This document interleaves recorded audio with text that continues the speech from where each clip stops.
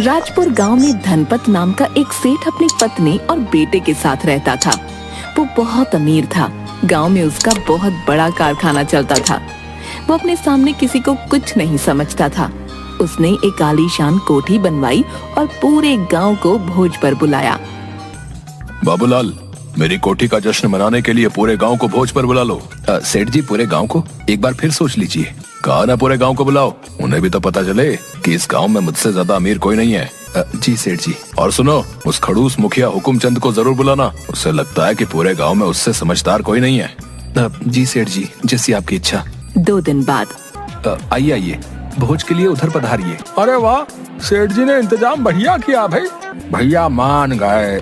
इस पूरे गांव में धनपत जैसी दरिया दिली किसी में नहीं, जो पूरे गांव को पंगत में बैठने का न्योता दे डाला भैया। अरे हुकुमचंद जी, आइए आइए, आपका बहुत बहुत स्वागत है। आप उधर बैठिए, मैं अभी सेठ जी को बुला कर लाता हूँ।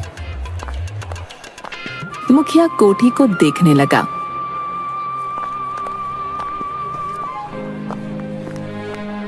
और कैसे हो मुखिया जी? मैं ठीक हूँ।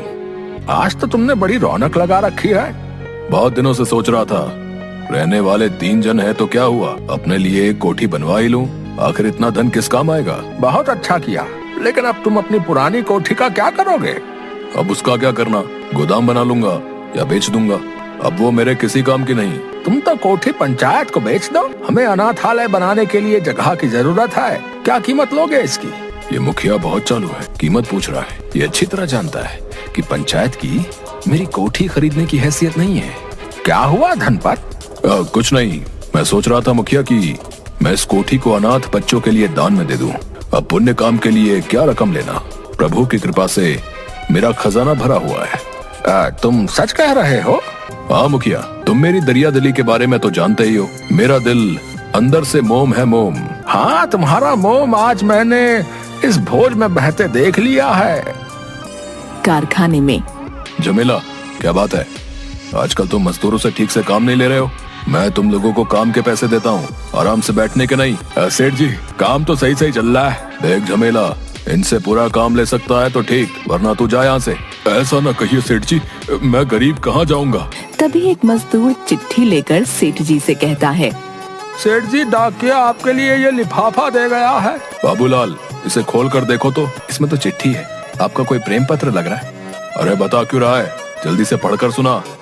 नहीं पढ़ सकता, ये तो अंग्रेजी में है। तुम मेरे पूरे कारखाने का हिसाब किताब करते हो और अंग्रेजी नहीं पढ़ सकते? क्या फायदा ऐसे मुंशी का। ऐसी बात नहीं है, मुझे थोड़ी सी अंग्रेजी पढ़नी आती है।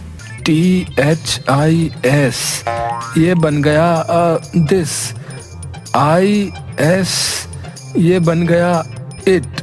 अरे इसका मतलब तो बता। मतलब आपने तो खाली पढ़ने के लिए कहा था, मतलब मुझे नहीं पता। अबे अकल के अंधे आदमी, तू रहेगा मुंशी? जब अकल बट रही थी तब कहाँ था तू? आप गुस्सा मत करिए, इस चिट्ठी को पूरे गांव में एक ही आदमी पढ़ सकता है। कौन? फर्राटा। पूरे गांव में बस वही है जो फर्राटेदार अंग्रेजी बोलता है। बुलाओ उसे। कहा बाबूलाल, आज मुझसे क्या काम पड़ गया है? भाई ये चिट्ठी अंग्रेजी में है, जरा पढ़कर बता दो क्या लिखा है। 50 रुपए लगेंगे पढ़ने के। तुम चिट्ठी पढ़ने के रुपए लोगे? हाँ, अगर पढ़वानी है तो बोलो, वरना मेरा समय बर्बाद मत करो। हाँ अच्छा, ये लो रुपए, अब पढ़ो। This is to inform you mister Dhanpat. अरे बताओ तो, इसका मतलब क्या है? 100 रुपए और दो तो पूरी चिट्ठी समझाता हूँ। अच्छा, ये लो, अब बताओ। सेठ जी, ये चिट्ठी शहर की SR कंपनी से आई है। इसमें लिखा है वो आपको माल का बड़ा ऑर्डर देना चाहते हैं, इसलिए आप अपने माल का सैंपल भेज दो। ये देखो, पूरा लिस्ट लिखा हुआ है। आप बोलो तो मैं ये बाबूलाल को सब समझा दूंगा, पर जरा मेरा ध्यान रखना। हाँ क्यों नहीं, तुम सब समझा दो। ठीक है, तो मैं कल सुबह आकर सब समझा दूंगा। है बाबूलाल, अभी तुम जाओ और कल इस फर्राटा से सब समझकर सैंपल भेजने की तैयारी करो। सेठ मशीनों को देखने के बाद, ठीक से सब देख के ताला लगाना। अरे तुम अभी तक यहीं पर हो, तुम्हारा काम हुआ कि नहीं? सेठ जी, सब तैयार है, बस फिट नहीं हो रहा। छोड़ो, तुम्हारे बस का कुछ नहीं है। मेरे एडवांस रुपए वापस कर देना। सेठ के जाने के बाद, भाई कारखाना बंद मत करना, मैं अभी 10 मिनट में सामान लेकर आता हूँ। कुछ दिन बाद, बाबूलाल, उस शहर वाली कंपनी का कोई जवाब आया कि नहीं? नहीं सेठ जी। सैंपल ठीक से भेजा था ना? बड़ा ऑर्डर आना था। सेठ जी, मैंने सब बढ़िया भेजा था, बाबूलाल तू मुझे डुबो देगा। तूने जहाँ जहाँ सैंपल भेजा कुछ नहीं हुआ। तभी 2 पुलिस वाले आए। अरे सेठ धनपत कौन है? क्या हुआ? मैं हूँ सेठ धनपत। अरे तुम्हें हमारे साथ थाने चलना होगा रे। शिकायत आई है तुम्हारी। तुम्हारा माल जो है नकली है। नहीं नहीं साहब, हमारा माल 100% असली है, कोई मिलावट नहीं होती। रे एसआर कंपनी ने शिकायत की है।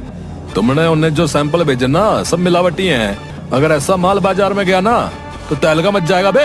आपको गलतफहमी है, हमारे यहाँ ऐसा काम नहीं होता साहब। पुलिस वाले सेठ को पकड़ कर ले जाते हैं।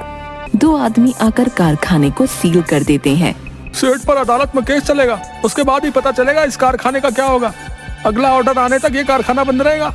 रे सेठ सब सच सच बता। कहा ना मेरे कारखाने में कोई मिलावट वाला माल नहीं बनता। किसी ने झूठी शिकायत की है। रे हमारे पास सब सबूत हैं। सारे मिलावटी सैंपलों पर तुम्हारे कारखाने का नाम है। तुम सच्चे हो तो सबूत लाओ ना। फिर फिलहाल तुम्हारी जमानत हो लिए। जाओ, अदालत का नोटिस पहुंच जाएगा तुम्हारे पास। चलो। घर पर सेठ बहुत चिंतित था। सुनिए जी, आपके जाने के बाद 5 लोग आए थे, बोल कर गए हैं कि हमारा रुपया 2 दिनों में वापस कर दो, वरना अच्छा नहीं होगा। मैं इतने सालों से व्यापार कर रहा हूँ और ये लोग। मुझसे उनकी बातें नहीं सुनी जाती, आप उनके रुपये दे दीजिए। कारखाना भी बंद हो गया। घर चलाने और केस चलाने के लिए भी रुपए चाहिए। धनपत, ओ धनपत। आइए आइए मुखिया जी, बैठिए, मैं पानी लेकर आती हूँ। ये क्या हो गया धनपत? मैंने कुछ नहीं किया। मैं जानता हूँ तुम सच कह रहे हो। किसी ने तुम्हारे खिलाफ साजिश रची है। मुझे ये सब बाबूलाल का किया धरा लगता है। सब काम उसके जिम्मे छोड़ा था। पर फंसे तो तुम हो, अब क्या करोगे? मुखिया एक उपकार कर दो, मुझे रुपयों की बहुत जरूरत है। कैसे भी हो ये कोठी बिकवा दो। अरे कैसी बातें करते हो, फिर तुम रहोगे कहाँ भाई? झोपड़ी में रह लूंगा, पर देनदारों से पीछा छूटे। ऐसा नहीं कहते धनपत। तुमने अनाथालय के लिए अपना घर दिया था, बच्चों के साथ वहीं रहना, नहीं तो मेरे घर चलना। अच्छा हुआ सेठ जी आप यहाँ मिल गए, अब मेरे रुपए दे दो। अरे तुम्हारे कौन से रुपए? अगर तुम उस दिन जासूसी कैमरे लगा जाते तो आज मुझे। ऐसा मत कहिए सेठ जी, मैंने तो सारे कैमरे फिट कर दिए थे। कब? तुम तो उस दिन के बाद आए नहीं। कारखाना बंद होने के थोड़ी देर बाद मैं सामान लेकर आया था और सारे जासूसी कैमरे उसी दिन फिट कर दिए थे। वो तो मेरी माँ की तबीयत अचानक खराब हो गई थी तो मुझे रातों रात अपने गाँव जाना पड़ा, इसलिए आपको बता नहीं पाया। ये तो बहुत अच्छी बात है धनपत, कारखाने से तुम्हारी बेगुनाही का कोई ना कोई सबूत जरूर मिलेगा। हाँ चलो चलते हैं। तीनों खिड़की से कारखाने में घुसते हैं। आदमी ने 3 जगहों से छिपे हुए कैमरे निकाले और चलाए। एक कैमरे में आदमी मशीनों में काम कर रहे थे, दूसरे कैमरे में बाबूलाल और सेठ बातें कर रहे थे। अरे इसमें तो कुछ भी नहीं है। तीसरा वाला चलाओ। तीसरे कैमरे में झमेला और एक आदमी था। झमेला ने माल के पैकेट उठाकर एक बड़े से थैले में रखे और दूसरे आदमी ने उनकी जगह दूसरे पैकेट रखे। झमेला ने सेठ वाले माल का थैला आदमी को दिया और उससे रुपयों की गड्डी ले ली। अरे किसी को कुछ पता तो नहीं चलेगा ना? ना तुम चिंता मत करो, वो बाबूलाल और सेठवा दोनों मूर्ख हैं। इस सेठ को जेल भेजकर धीरे धीरे सारा कारखाना हथिया लूंगा मैं। हाँ। ये सब झमेला ने किया है। चलो पुलिस स्टेशन चलते हैं भाई। 2 पुलिस वाले झमेला को घर से पकड़ते हैं। अरे मैंने क्या किया है? रे मिलावटी माल तूने रखा है, फंसाओ सेठ को रहा है। मैंने कुछ नहीं किया, वो सेठ झूठ बोल रहा है। रे चल, पक्का सबूत है हमारे पास तेरे खिलाफ। 2 आदमी कारखाने की सील खोल देते हैं। मुबारक हो धनपत, तुम अपनी समझदारी से एक बहुत बड़ी मुसीबत से बच गए। मुखिया सच बताऊं तो ये समझदारी मेरी नहीं, इस कैमरे वाले भाई की थी। इसी ने मुझे मनाया था, कह रहा था आप कैमरे लगवा लो सेठ जी, इतना बड़ा कारखाना है, देर सवेर हो जाती है, कभी ना कभी काम आएंगे। भाई तुम्हारा बहुत बहुत धन्यवाद, बड़ा उपकार आपका। आज तुम्हारी वजह से मेरा काम और नाम दोनों की लाज बच गई, वरना मैं सड़क पर आ जाता। ऐसा मत कहिए सेठ जी, करने वाला तो भगवान है।